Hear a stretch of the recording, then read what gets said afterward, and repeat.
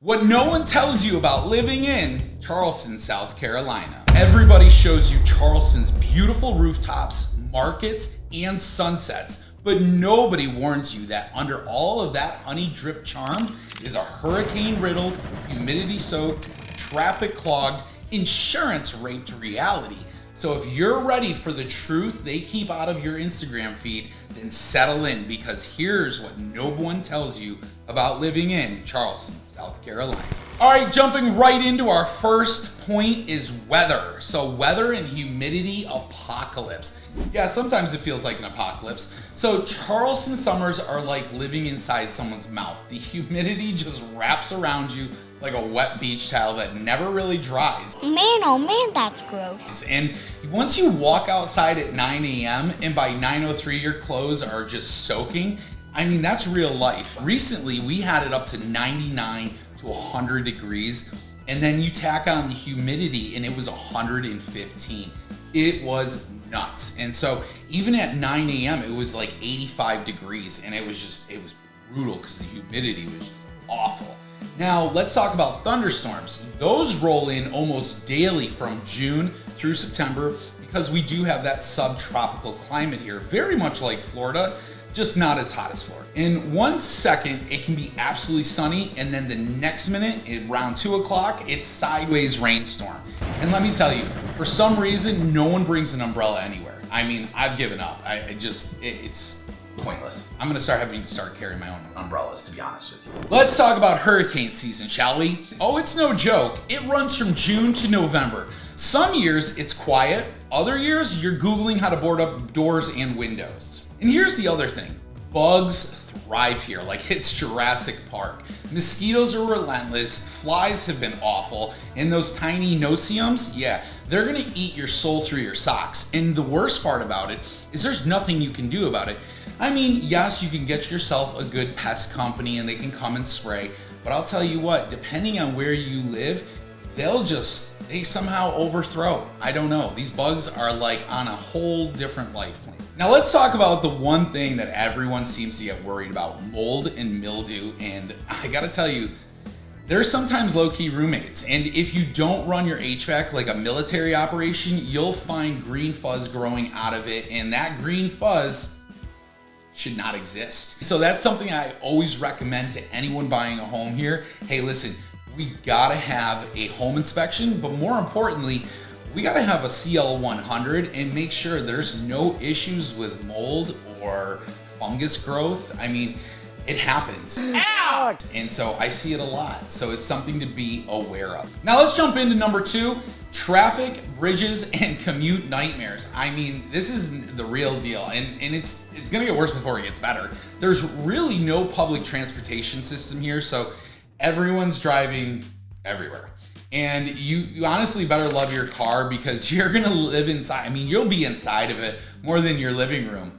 So you'll be living in it. But the Ravenel Bridge looks super cool in photos, but driving over it during rush hour is like a masterclass in anger management. Listen, there are people who do some stupid stuff, and then if you break down or get into an accident on the bridge, it's over. And I mean, you'll start questioning your life choices halfway across the bridge. Traffic actually moves better on the bridge when they do the Cooper River Bridge run and people just walk over it or run over it. That's actually when traffic's at its best. So now, one other thing you should be aware of, Charleston's growth has absolutely outpaced the roads. And places like Johns Island, West Ashley, the 526 extension, all of these places are having issues with traffic right now. And I gotta tell you what, there's so many road projects that I wish they would complete or at least hurry up and start, just because you got beautiful, charming homes in areas like Johns Island and West Ashley. But I'll tell you what, the problem is that you've got traffic patterns that were great 5-10 years ago that are just not doing it for today's time. And so don't even get me started on parking downtown. Unless you're a wizard who can parallel park in 2 feet of space while being honked at by a trolley, prepare for pain. I mean, it sucks parking downtown. This is the worst. And sometimes what should be a 15-minute ride to the beach turns into a full-blown odyssey depending on the time of day. I mean, a school zone, or if Karen crashed into a stoplight with her golf cart, you could get backed up. And that's all I'm saying. And it really, that stuff happens. And I'll tell you what, you're like, oosa. And you just gotta wait. You just gotta wait. And it'll pass. You know, you'll get through it. You can do it! All right, moving on to number 3, housing, cost of living, and insurance pain. So if you're someone coming from somewhere affordable, brace yourself. Median home prices in the Charleston area, in the Charleston County market, sometimes are well over $500,000. That's a lot of money. And in most desirable neighborhoods, those prices are climbing, and rent is not getting much better. I have some folks who are like, hey, we're gonna rent for a year, try it out, see if we like it. And then they find out that a 1-bedroom is renting out for $1,800 to $2,000 a month.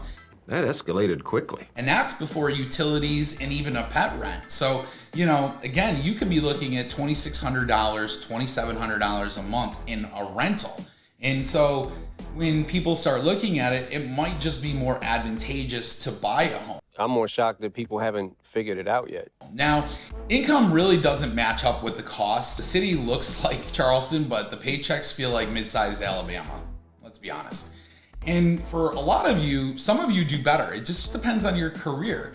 You know, if you're someone that's in tech, you're probably doing relatively good. If you're someone working for Boeing, maybe you're working on the chain, you might feel like, hey, we probably should be getting paid a little bit more for cost of living increase. And so it just depends on your job. And again, I'm just using those as examples. Boeing guys could get paid really well. I don't know. But it's an example that I want to make sure people understand. And then let's talk about flood insurance. If you're in a zone even remotely near the water, welcome to an extra $2,000 plus a year in coverage. And sometimes it's not optional. So that's where, you know, a lot of people are like, well, I want to live in Somerville because even if I'm not in a flood zone, if I carry flood insurance, I'm only looking at an additional $400. Oh, and then there's the wind and hail insurance. Yeah, because the flooding doesn't include wind and hail. That's not fair. And this might be required by your lender depending on how close you are to the water. All those pastel houses, well, built before God invented modern roofing. All right, moving on to number 4, tourist trap territory and local fatigue. Listen, it happens, guys. Charleston is just one of the top tourist destinations in the United States, which is great for business, but terrible for your sanity if you live here full time. If you live here full time, you know what I'm talking about. You will become the designated tour guide for every cousin, every friend, every college roommate who texts, hey, can we crash with you for Spoleto Festival? Or, hey, I'm coming into town. Can we hang out?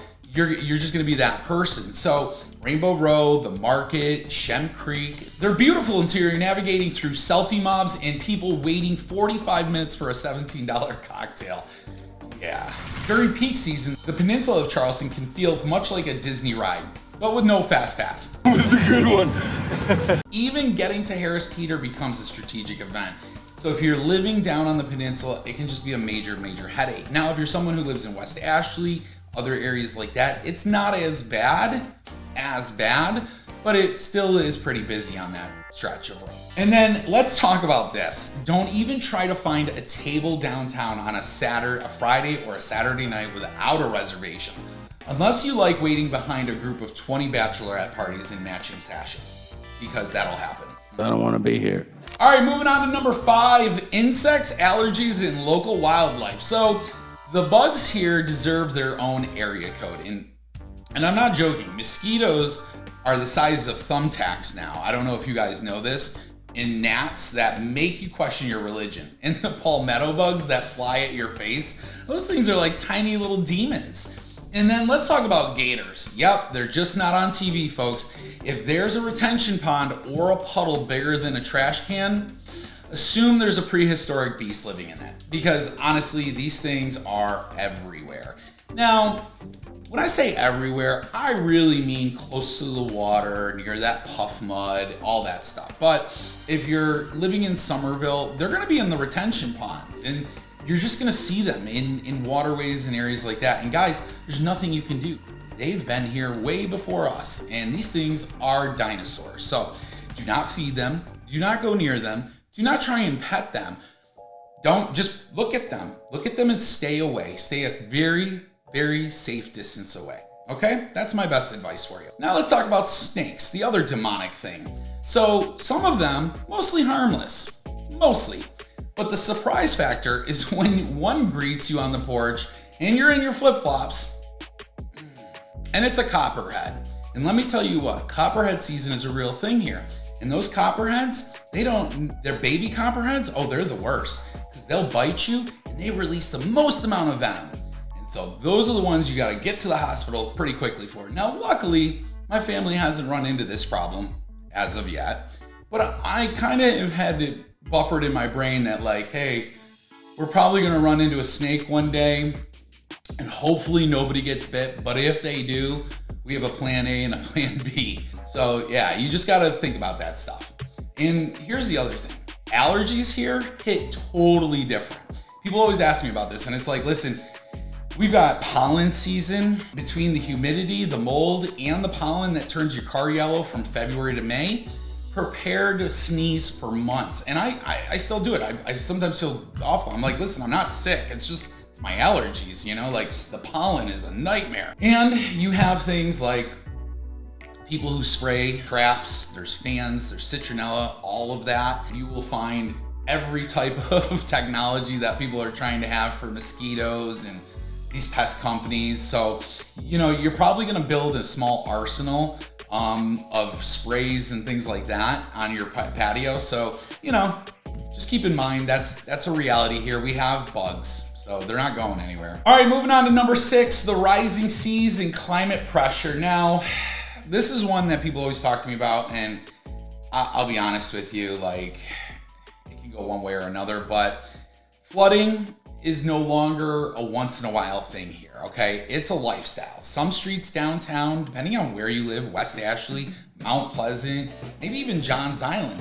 those roads can flood even in heavy thunderstorms. So if you're somebody that's like, hey, listen, we don't want to be where it floods, it's like, well, you are in the low country. And so unless you really don't want to be in the low country, you got to go up to Columbia or, you know, Greenville.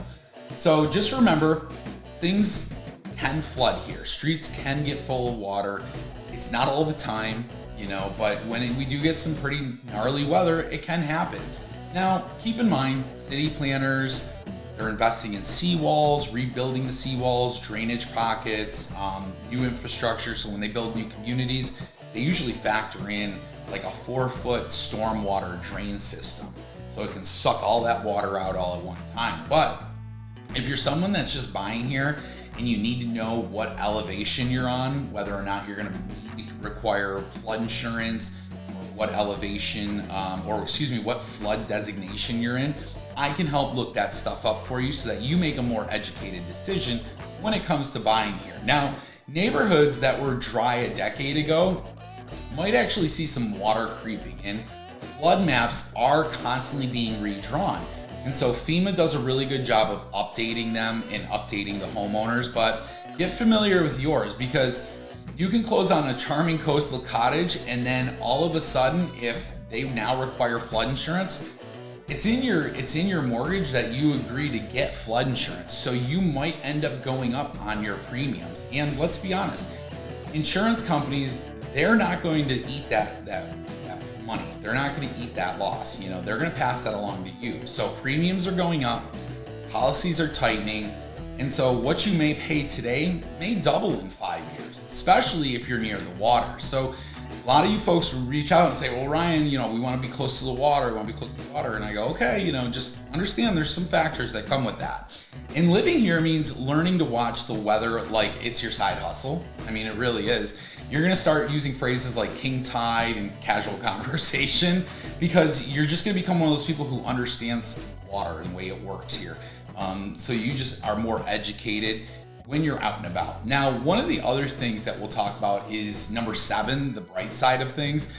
Why people actually do move here, because it's not all bad, right? And again, I want to make sure I'm educating people, giving you very detailed information, right? Things that are not written in every, you know, Instagram post. Not every realtor's talking about this stuff. So all that said, right? Everything I've just talked about, Charleston is stunning, right? The live oaks, the marsh views, the beaches, The way the light hits the Ravenel Bridge at sunset, I mean, it's like living in a cinematic movie. And the food here is next level. Shrimp and grits, oysters, low country boils, barbecue, fancy rooftop restaurants. I mean, the area has it all. And so whatever your taste is, you can find it here. And let's listen, the beach is never far, whether it's Folly, Sullivan's Island, Isle of Palms, you can dip your toes in the Atlantic in under 30 minutes, depending on where you live. And the job market here is amazing. It's so strong. Everything from aerospace, healthcare, tech, logistics, Boeing, MUSC, Volvo, Mercedes-Benz vans, the port, they're all massive, huge employers. So, you know, this area may not be Silicon Valley, but it's gonna become the next Silicon Harbor. And the scene is growing, people. It's not stopping anytime soon. And then there's the culture. So Charleston isn't just charming, it's creative. Art festivals, music, and makers markets giving the city a pulse that's hard to match in a lot of other areas. Now, Charleston is real gorgeous, but it's messy, it's sweaty, it's expensive, and unpredictable. With all of that said though, it's also uniquely alive. It's why I moved my family here. So if you're thinking about moving here, drop a comment below. What's your biggest concern? Let's talk about it. I'm Ryan McHugh. I'm gonna help you separate the postcard from the pothole, right? Hit that subscribe button. Let's keep it honest and watch this video here if you want more Charleston breakdowns.